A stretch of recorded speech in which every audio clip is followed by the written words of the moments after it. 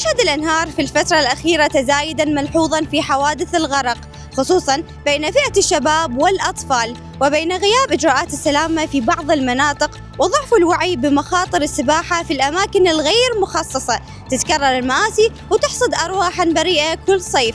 فلتفاصيل أكثر خليكم ويانا بهذه الجولة.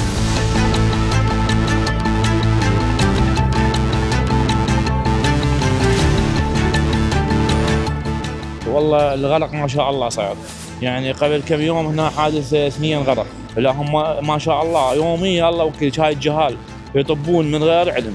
هاي مسؤولية الأبهات والأمهات. ليش هذا شابين والله ولا واحد هنا يمنه والله شاب عمره ولد 20 أقل 20 توفى، ولا واحد آخر صار عنده 15 سنة.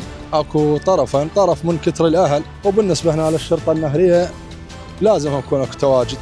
الدوريات الشرطه النهريه، الشط هو شغله خطره، الشط خطر بالنسبه للطفل ما يقدر، والما يعرف يسبح كل ما يتقرب للماء هذا. اولا لازم كل النهريه 40 ساعه تكون تفتر هنا، وعدش الاهل يكون لازم يراقبون لازم يراقبون جهالهم. هسه يعني ذاك اليوم قلت لك 3 مرات يعني اراد الا شويه راحوا كان زين، خلف الله يعني كم واحد طلعناهم من هنا. زين هو إذا ما يعرف يسبح شكو يدخل؟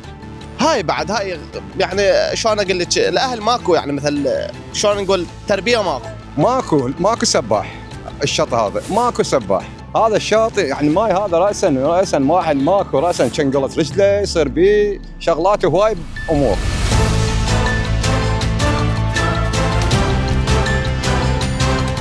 تبقى حوادث الغرق جرس انذار يستدعي تضافر جهود الجميع، من الأسرة إلى الجهات الحكومية، وبين آراء المواطنين ومطالبهم يبقى الأمل قائما في اتخاذ خطوات عملية تحد من هذه الحوادث وتحمي أبناؤنا. كانت معكم في الختام دينا عماد الثالثة.